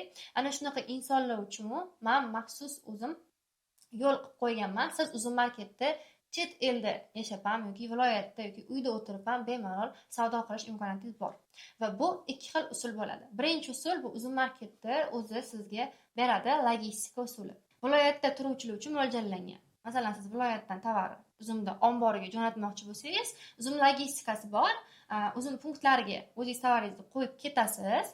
Punktdan u logistika tovarlaringizni oladi va uzumni omboriga yetkazib beradi. Lekin bu chet elda yashaydiganligi yoki uydan chiqmaydigan yoki o'sha logistika xizmati qimmatli qiladiganligi to'g'ri kelmaydi. Men sizga hozir aytadigan usulimda siz bemalol ishlashingiz mumkin bo'ladi. Bu fulfillment xizmati. Ya'ni siz fulfillment xizmatidan foydalangan holatda tovarlaringizni boshqalarga ishonib topshirasiz, ular sizning o'rningizga tovarlaringizni yetkazib beradi. O'sha siz xohlagan joydan oladi, uni upakovka qiladi va tovarlarni o'zining omboriga yetkazib beradi. Fulfillment xizmatchilar kimlar bular? Ular xuddi shu sizga aytgan narsam, tovarlarni qabul qilib, ularni upakovka qilib, o'zimga jo'natib berish, yana boshqa qo'shimcha xizmatlari bor. Lekin eng asosiy xizmati mana shu upakovka qilib, omborga jo'natib berishdan iborat. Mana shunaqa insonlar hisoblanadi. Agar siz bu narsani o'zingiz qila olmasangiz, bu ishni qilib beradigan insonlarga topshirsangiz bo'ladi. Fulfillment xizmatlarining o'zini har xil qoidalari bo'ladi. Men kamida 100 ta tovar olaman deyish mumkin yoki narxlari har xil bo'lishi mumkin. Buni qayerdan topsam bo'ladi deydigan bo'lsangiz, bu Instagramlarda, Telegramda yoki OLXda ham bunaqa xizmatlar qiladigan e'lonlar juda ko'p. Siz o'shalardan tanlab olsangiz bo'ladi bemalol. Faqat bitta narsani hisobga olish kerak, umuman olganda ko'p narsani hisobga olish kerak. Fulfillment xizmatlarining hammasini narxlari, shartlari, lokatsiyasi har xil bo'ladi. Ya'ni sizga qulayini yaxshilab tanlab olishingiz kerak bo'ladi. Masalan, bir xil fulfillmentlarning minimalkasi bor. Kamida 100 ta olaman deydi, kamida 500 ta olaman, kamida 200 ta olaman deyishi mumkin. Yoki kam oladigan narxi boshqacha, juda ham qimmat bo'lib ketishi mumkin va bu narsa noldan boshlaydiganligi to'g'ri kelmay qoladi. Ya'ni fulfillment xizmatidan o'zi ko'pincha tovari ko'proq, o'zi ulgurmaydiganlar foydalangani uchun, noldan boshlaganlar, kam tovar bilan shug'ullanadigan insonlarga unchalik e'tibor berishmaydi. Bundan tashqari, men o'zimda shunaqa qiyinchiliklar bo'lgan. Fulfillment bilan ishlayotganimda, o'zim har doim faqat fulfillment xizmatidan foydalanaman. Eng kam tovarim bo'lgan paytda ham, hozir ham. Chunki men tovarlarni ko'tarib, upakovka qilishga men jismoniy, fizический holatim yetmaydi. Shuning uchun men boshqalarga topshirishni ma'qul ko'rganman. Endi nima bo'ladi? Men tovarimni Xitoydan ularga jo'natadigan bo'lsam, ular qabul qilgan holatlarda shundoq tovarimni skladga olib borib bergan paytda kam chiqib qolgan holatlari bo'ladi. Men so'raganimda birak kelibdi deyshadi, lekin oldindan bu narsani tovaringiz mana menimcha kelibdi, menimchasi birak ekan degan narsalar bo'lmaydi. Va shu narsalardan juda ham qiynalganim uchun, o'zimda praktikada muammo bo'lgani uchun bitta o'zimni komandamga fulfillment xizmatini olganman. Ularga o'zimni shartlarimni qo'yib, o'sha noldan boshlaydigan, kam tovar bilan yuboradigan viloyatli o'quvchilarimiz uchun ham qulayliklar qilib berganmiz. Ya'ni men ularga o'quvchilarimni ko'p qilib berganim uchun kam qilib olishga ham tovarlarni Xitoydan primoy olib, shu tekshirib berib, videolar tashlab berishga ham rozi bo'lgan va bunga hech qanaqa xizmat haqqi o'sha tashlab berganiga alohida bitta mashincha pul berasan demaydi. Imенно shunaqa yo'llar bilan men o'quvchilarimni shu qiynalmasin menga o'xshab degan holatda shartnoma qilgan fulfillment xizmatchilarim bor. Shu o'quvchilarimga ularni beraman. Assalomu alaykum hammaga. Men Buxorodaman, Asloma Xo'jaxonman. 12-potada o'qiganman. 3 million oborot bilan boshlaganman. Noyabrda kirib kelganman. Hozirda oborotim Allohga behisob shukr 70 million oshgan. Har pullik sotib bo'lib turadi. Sotuv soni bor har kun. Noyabrdan boshlab o'rtasiga 15-noyabrdan oradan shunda 3 oy o'tgan bo'lyaptimi? 3 oy. 3 oyda 3 million bilan boshlab 70 milliondan oshuv оборот qildingiz. Ko'rsatishim mumkin. Aha, mana ko'rsating. Обработкада 2 million, mana vыручка 70 million, foydasi 54 million turibdi. Bu 3 milliondan boshlangan. 3 million tovarga pul qayerdan oldingiz? Erimdan oldim. Eringizdan oldingiz, Qatar berdingizmi? Da, qaytarib. Qachon Qatar berdingiz? Savdoga chiqqandan keyin o'sha birinchi pul yechganimda 15 kundan keyin qaytarib berdim. Hozir nima qilyapsiz pullaringiz? O'zingizga men qayta o'zga pul qilaman. O'ziga оборотga chiqasiz. Hop, kursda nimalar o'rgandingiz? Kursda juda ham ko'p narsa o'rgandik. Tovar tanlashni o'rgandik, hisobot qilishni o'rgandik, marketingni o'rgandik, juda ham ko'p narsa o'rgandik. Kursda o'qiganimdan afsuslanmayman. Uyga o'tirib, ko'chaga chiqmasdan, hech qayerga bormasdan tovarlarni o'zim ham ko'rmayman. Qadoqcha упаковка qilib beradilar. Xitoydan zakaz qilaman. Faqat uyda kunida 1 soat, 1,5 soat kartochka sataman, kartochka yasayman. Xullas shu. Shunda kuniga 1,5 soat ajratib, 3 million bilan boshlab 3 oyda 70 million degani, bir oyda deyli 25 millionlar atrofida оборотga chiqdingiz. Ayniqsa uyda o'tiradigan ayollarga tavsiya qilaman. Uyda o'tiraman, pulim yo'q, qayerdan pul olaman deydi-ku. Aynan o'sha uyda o'tiradigan ayollar uchun ayni muddo bu. Pul topib kursga o'qisa, уже u pulni chiqarib yuboradi. Ishlash shart emas, qayergadir borish shart emas, uyda o'tirgan joyda pulni chiqarib oladi. Молодец. Lekin agar siz o'zingiz bu narsani bemalol Instagram aytganimdek OLX, Elol juda ko'p xizmatlari ham ko'p topishingiz mumkin bo'ladi. Hozir men sizga o'tgan darsim orqali siz yo'lga chiqadigan bo'lsangiz va mana shu 6 ta etapni doimiy qilib boradigan bo'lsangiz, siz xohlagan etapga chiqishingizga garantiya beraman. Ya'ni qanaqa? Xuddi shunaqa qiladigan bo'lsangiz, aytganimdek to'g'ri hisob-kitob qilib, to'g'ri nisha tanlab, kategoriyalarni to'g'ri tanlab va doimiy bu narsani nazoratga olib tizim qiladigan bo'lsangiz, siz o'zingiz xohlagandan ham yaxshiroq natija bo'ladi. Endi qarang, sizga shu yerda juda ham zo'r taklifim bor. Bu narsalarni siz bemalol o'zingiz olib borsangiz bo'ladi. Ya'ni mana shu bilimlarni o'zingiz bitta-bitta sinab ko'rsangiz bo'ladi. Qancha vaqtingiz ketadi? Masalan, taxminan 6 oymi, 8 oymi? O'sha bu o'zingizning holatingizga qarab bo'ladi. Yoki bu narsani allaqachon qilgan, bir nechta yo'ldan, shu yo'ldan bir necha ming kishi o'tgan yo'lda ustoz bilan o'tishingiz mumkin. Ya'ni men bilan. Mana shu men bergan tizim bilan o'quvchilar ishlagan, hozirgacha bu narsa ishlab kelyapti va 1,5 mingtadan oshiq o'quvchilar shu yo'ldan yurib turib o'zlarini kamida shu hisoblab berganimdek daromadlarga 2x dan 10x gacha daromadlarga ega bo'lishyapti. Bu dasturlarni hammasi o'zim bosib o'tgan yo'l, qiyinchiliklar asosida amaliyotga asoslanib tuzilgan. Buni Uzum Marketda o'rgatadigan, masalan, o'zi o'rgatadi Uzum Market yoki boshqa YouTube darsliklarda buni aytisha olmaydi. Yoki boshqa odam tajribasi boshqacha bo'lishi mumkin. Va shuning uchun ham men o'zimga mos kelgan, masalan, noldan boshlaganman, qarzdan boshlaganman, kichkina summa bilan boshlaganman. Mana shu yo'lni men tuzib chiqqanman. Va bu yo'ldan o'tgan men o'quvchilarimga ham bu narsa ishlab kelyapti. Постоянно biz bu narsani nazorat qilib turamiz. Va aynan shu yo'l xaritasi berilgan narsani biz bilan birga qilmoqchi bo'lsangiz, biz sizni polniy tepangizda turib, o'zingizni birinchi savdolaringizga, birinchi daromadlaringizga o'zimizni dasturimizda olib chiqishimiz mumkin. Va bu dastur haqida sizga hozir ma'lumot beraman. Agar sizga dastur qiziq bo'ladigan bo'lsa, bu oddiy kurs emas. Ya'ni kursda nima bo'ladi? Hammasini o'rgatiladi, bo'ldi, tugaydi. Bizda bo'lsa har bitta etapingizda siz bilan bo'linadi. Tovaringizni olib kelsangiz bitta-bitta ko'rib beriladi yoki yo'nalish tanlayotganingizda to'g'ri, noto'g'riligiga yo'nalish beriladi va siz o'sha biza tekshirilgan yo'l bilan tovar olib kelib, Xitoydan yoki O'zbekistondan farqi yo'q, hamma yo'nalishlar o'rgatiladi sizga. Masalan, Xitoydan olib kelinadi qanaqa qilib? Fabrikalardan olib kelish kerak bo'lsa, ko'pchilik o'ylaydi, menga katta pul kerak deb o'ylaydi. Lekin bizda komanda ishlagani uchun siz bilan bizning katta komandamiz bo'lgani uchun Xitoydan fabrikalardan bir dona tovar olish imkoniyatingiz ham bo'ladi. Va aynan arzonga tovar olib kelib, uni katta foyda bilan sotishingiz mumkin bo'ladi.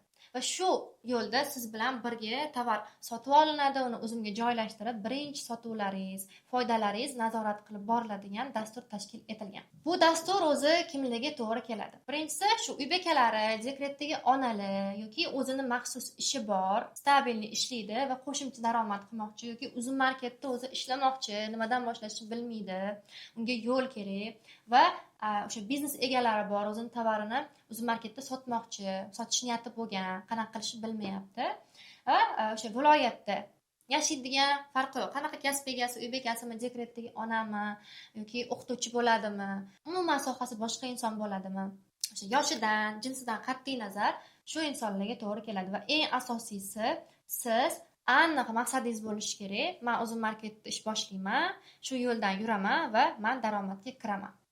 Mana shunaqa insonlarga to'g'ri keladi. Va agar siz shu noma'lum muddat 6 oymi, 8 oymi, bilmadim, balki 1 yilmi, mana shunaqa noma'lum muddatda emas, tekshirilgan, sinalgan, amalga oshib kelayotgan dastur orqali 2-3 oyda natija qilmoqchi bo'lsangiz, unda bu dastur sizga mos. Agar sizga bizning dasturimiz qiziq bo'ladigan bo'lsa, yaxshilab eshiting. Hozir biz siz bilan yo'lga chiqadigan bo'lsak, nimalarni bosib o'tishimiz kerakligini bilib olasiz.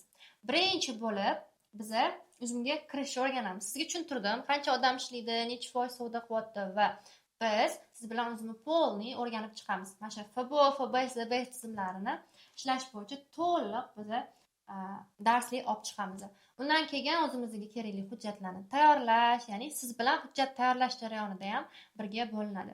Va undan keyin do'kon ochish, o'zimga tovarlaringizni to'g'ri joylash, unga narxlar qanaqa qo'yiladi, rasm qanaqa yasash kerak, mana любой bitta tovaringizni rasmini sotilish uchun chiroyli rasm qo'yishingiz kerak va u sotuv qoidalariga mos bo'lishi kerak. U qanaqa bo'ladi? Kalit so'zlar.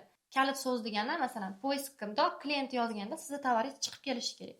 Va nima so'zlarni yozsa, klient topa oladi u tovarni va sotib ola oladi. Mana shu narsa bo'yicha ishlaymiz. Va sizga polni bu narsalarni o'rgatgandan keyin sizga kartochka yasash o'rgatiladi. Va siz sotuvga tayyor bo'lgan, agar sotuvga chiqadigan bo'lsa, yaxshi, qimmat sotuv bo'ladigan kartochka yasash sistemasini o'rganib olasiz. Va undan keyin o'sha aytganimdek, tovarlar, tanlagan tovarlaringizni qayerdan olish kerak bo'lsa, o'sha yerdan birgalikda siz bilan tanlaymiz, to'g'ri kelishi, to'gri kelmasligi, bozorda joy bormi? Uje meni 3 yillik bu bo'yicha bozor ochilgandan beri tajribam bo'lgani uchun qaysi yo'nalish ochiq, kirsa bo'ladi. Qaysi yo'nalishga o'zi kirib bo'lmaydi, nech pul bilan bo'lsa ham o'zi bozor to'li bo'lgan. Qaysi yo'nalishga siz 1 million so'm bilan, 2 million so'm bilan boshlab turib ham yaxshigina daromad qilib olishingiz mumkin. Mana xuddi boyga bitta misol keltirgan o'quvchimiz 1 million 800 ming bilan 9 million foyda qildi. Xuddi shunaqa qaysi yo'nalishlarda bozor ochuv. Sizlar bilan bitta hammasini yashirmasdan aytiladi, o'rgatiladi.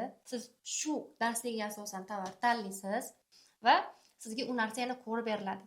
Ya'ni kursda mana shu dasturimizda bu tovarlarni sotsangiz sizga daromad kelishi o'zi 100% deyarli aniq bo'ladi. Albatta biz ishlatgan, biz o'rgatgan narsalarni qilib borgan holatda. Va undan keyin tovaringiz tayyor, o'zi Xitoydan zakaz qilishlarni o'rganib bo'lgansiz. Uni minimal summa bilan, arzon kargolar bilan tan narxini shunaqa arzon qilib olib kela olasiz, olib kelasiz, o'zimga birga joylaymiz va uni sotuvlari boshlanadi. Va bizning dasturimiz 2 oy bo'ladigan bo'lsa, mana shu 2-oyda biz sizlar bilan sotuvlaringlarni kuzatamiz, birgalikda nimalar xatolar bo'lyapti, nimalarni to'ldirish kerak, shu narsalarni nazorat qilib boriladi.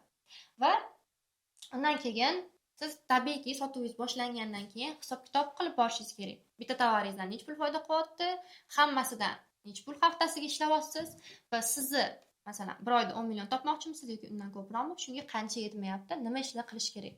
Mana shu narsalarni biz amaliyot jarayonida o'rganib boramiz. Undan keyin sizda polni bitta tizim shakllanadi. Viloyatdan turib olib borish yoki uydan turib olib borish yoki o'zingiz qanaqa qilishingiz kerak bu narsani, hamkorlar topadigan bo'lsangiz u narsa qanaqa qilinadi? Ya'ni sizga daromadga olib chiqish uchun nima yo'l kerak bo'lsa, hammasi etapma-etap o'rgatilmaydi, birgalikda qilinadi. Va siz agar bizni o'rgatgan yo'ldan yurib, bizni aytgan ishlarni qilsangiz, o'sha qanaqa qilib daromadga kirib qolganingizni o'zingiz ham bilmay qolasiz. Bu yo'ldan o'sha 1,5 mingtadan oshiq odam o'tgan, natijalari juda ham ko'p. Men sizga hozir bir nechta shu natijalarni ko'rsatib qo'yaman. va siz o'zingiz ham xulosa qilib olsangiz bo'ladi. Ko'pchilikda savol tug'ilishi mumkin, men bunaqa kam pul bilan boshlaydigan bo'lsam, qanaqa qilib unda soliq qanaqa to'layman yoki xarajatlarimni qanaqa chiqaraman deb. Eng qiziq joyi ham shunda. Bizning dasturimizda o'quvchilar uchun shu soliq masalasida boshida hujjat tayyorlashga vaqti ketib qolmasligi uchun yurib bir kunlik qancha bir kun kechiksangiz daromadingizdan ham ozgina kechikayotgan bo'lasiz. O'zining sharoitiga qarab dokumentlarni to'g'irlab olaveradi o'quvchilarimiz, lekin biz ularga dasturga kirgandan keyin savdo qilish uchun hamma hujjatlarni tayyor qilib beramiz u shundoq kirib savdo qilsa bo'ldi. Ya'ni daromadga shundoq kirib keta oladi. Nimaga bu narsani aytyapman? Ko'pchilik shu dokumentlarni to'g'irlash bo'yicha ham ozgina cho'zib yuradi. Qilishim kerak, ko'chaga chiqishim kerakda. Bizning o'quvchilarimizning farqi shundaki, uyda o'tirib umuman chiqmasdan ham o'sha savdoga kirib ketadi, daromadlarini qiladi. Ana undan keyin o'ziga qulay paytda shu dastur davomida bemalol hujjatlarini to'g'irlab, o'ziga alohida chiqib ketishi ham mumkin bo'ladi. Bundan tashqari, o'zimda o'sha daromadga kirib, pul yechish joylaringiz keladi. Daromadingizni yechishingiz kerak, uni yana hisob-kitob qilish kerak. Mana shu narsalarga men o'quvchilarimga tayyor jadvallar berib qo'yganman. Ya'ni umuman hisob-kitobni bilmaydigan odam ham xuddi mana menga o'xshab tayyor shu men bergan, o'zim yasagan jadvallarga sonlarni kiritadi va o'sha jadvallar o'zi unga hisob-kitobini, foydasini, nech pul kerakligini, nech pul tiksa, masalan, 1 million tiksa qancha o'sha tovardan foyda qilishini ko'rib bora oladi. Deylik, sizda imkoniyatlar ko'p bo'ladi. Xitoy bozorini yoki O'zbekiston bozorini o'rgansangiz ham sotadigan tovarlar, kirish mumkin bo'lgan tovarlar juda ko'p-da va siz agar eng yaxshisini tanlab olsangiz, eng ko'p foydani ko'rishingiz mumkin bo'ladi. 1 million tiksangiz sizga 4 million keladigan joyi ham bor yoki 1 million tovaringizga ajratadigan bo'lsangiz 200 ming so'm foyda qolishi ham mumkin yoki umuman zararga ishlashingiz ham mumkin bo'lgan tovarlarni turi bor. Va ularni siz o'sha jadvalga shunday kirgizib, hisob-kitobini chiqazmaydigan bo'lsangiz, o'zingiz qilishga qiynalasiz va sizda o'sha zarar qilish yoki foyda qilmaslik, yaxshi foyda qoladigan tovar turganda kam foyda qiladigan tanlab qo'yish ehtimollari bo'lishi mumkin. Mana shu narsalarni shu jadval asosida oldini olinadi. Bundan tashqari, bizning dasturimizning eng takrorlanmas, eng zo'r joyi bu community tashkil qilganmiz. Ya'ni siz bu yo'lda nafaqat ustoz bilan, balki bir necha o'nlab kuratorlar bilan, yana kursdoshlaringiz bilan birga bosib o'tasiz. Agar inson bitta o'zi bo'ladigan bo'lsa, bitta yo'lga yolg'iz chiqadigan bo'lsa, motivatsiyasi tez tushib qolishi mumkin yoki nimadir bilmay qolib nimadir qilib qo'ysa bo'ldi, to'xtab oylab o'sha joyda qotib qolishi mumkin. Yo'lda qolganini nima qilishni so'raydigan odami bo'lmagani uchun yoki noto'g'ri insondan so'rab qo'yadigan bo'lsa, umuman xato yo'ldan, masalan, karta bo'ladigan bo'lsa, kartada noto'g'ri yo'ldan ketib qolishi ham mumkin. Va bizning dasturimizda shu narsaga yechim berilgan. Siz yolg'iz bo'lmaysiz, siz bilan o'nlab kuratorlar ishlaydi. O'zingizni birga o'qiydigan kursdoshlaringiz bilan community tashkil qilamiz. Ularni o'zini poddershkasi bilan ham, meni kuratorlarim, o'zingizni kursdoshlaringiz poddershkasi bilan ham qanaqa qilib o'sha daromad yo'liga kirib, постоянный davom etayotganingizni sezmasdan mazza qilib ishlashingiz mumkin bo'ladi. Agar siz bugungi sizga bergan xaritamda yolg'iz yurishni xohlamasangiz, mana karta berdim bugun sizga, shu yo'ldan yurib ketsangiz, siz qachondir natijaga chiqasiz. Lekin buni tez qilmoqchi bo'lsangiz, o'sha 2-oydan, 3-oydan o'quvchilarimga o'xshab natija qilmoqchi bo'lsangiz, yolg'iz bo'lmoqchi bo'lmasangiz, yoningizda sheriklaringiz bilan, ustozingiz, mana yo'l boshlovchingiz bilan birga yurishingiz mumkin. Har xil yo'llar chiqadi, g'adir-budurliklar chiqadi, ulardan tez komanda yordami bilan o'tib ketishingiz mumkin. Mana shunaqa takliflar sizga bermoqchiman. Va agar bu dastur sizga qiziq bo'lgan bo'lsa, bu kartada yolg'iz emas, jamoa bilan yurmoqchi bo'lsangiz, unda men o'zimni dasturim yaqinda ochiladi. Hozir qabulimiz yopiq, lekin oldindan ro'yxatdan o'tib qo'ysangiz bo'ladi. Mana shu video olinayotgan paytda ataylab ro'yxat mana yopiq bo'lsa, siz uchun pastda forma qoldiraman.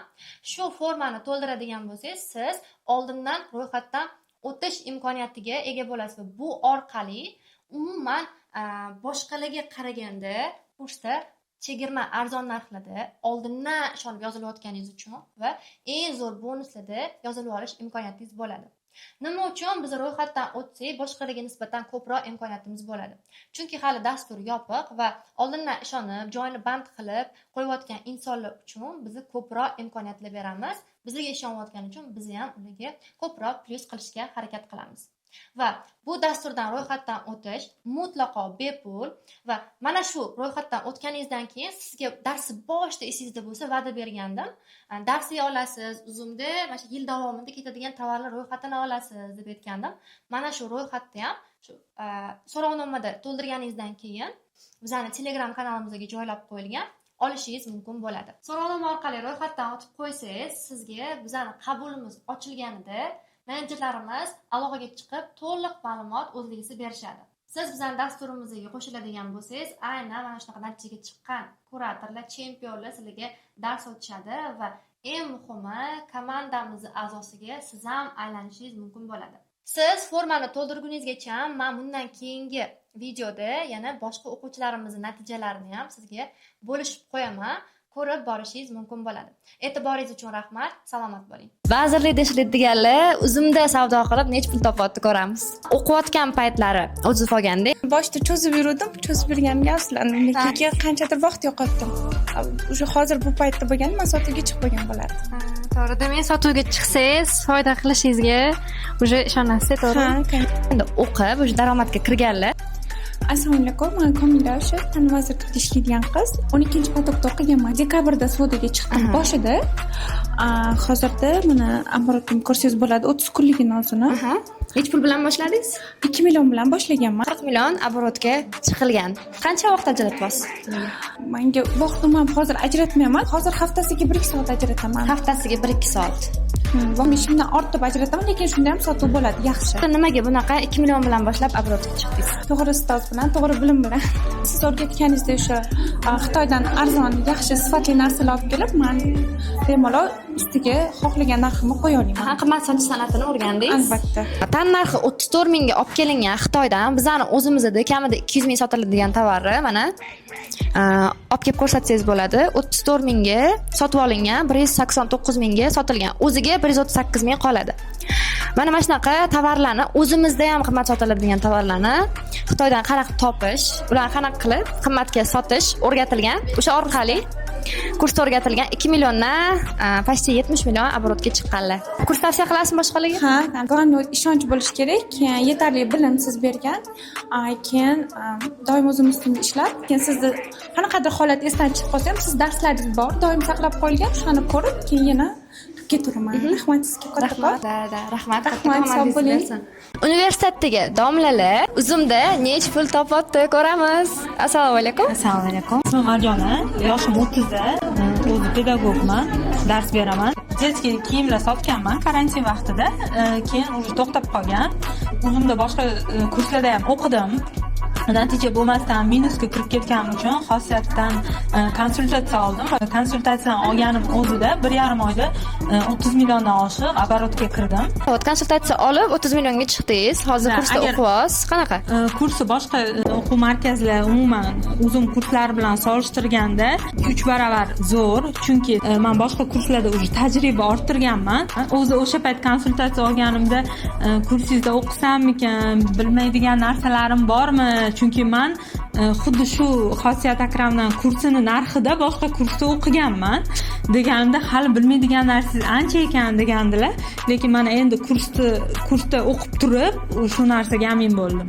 O'sha kursda nechta o'quvchi bo'lsa, hammasini bitta-bitta do'konini ochib ko'rib, konsultatsiya qilib beryaptilar, nima kamchilik, qisqasi aytganda, hammani o'sha do'konini o'zifini eshitib ham xatolarni tajriba oshiradi. Kursimiz kechki payt boshlansa, 12:30 bo'lib ketadi, tugamaydi ham. Lekin baribir yoqimli, yangilik o'rganyapmiz. Tavsiya qilaman, o'qinglar. Shu biznesga qiziqqanlar, daromad qilishi, qo'shimcha daromad qilish istovchilar uchun kurs yaxshi. Orada 14-potokim ketyapti. Ha, o'sha yozilaman deganlar. Yozilaman. Yozilmayin deganman. Ha, shunaqadir. Pulingizni ko'paytirib oling deganman. Ko'paytirib oling, hali shart emas sizga deganlar. Keyin yo'q, har doim savollarimga javob olganman. Xudoga shukr, mana kursga ham yozildim, o'qish nasib qildi.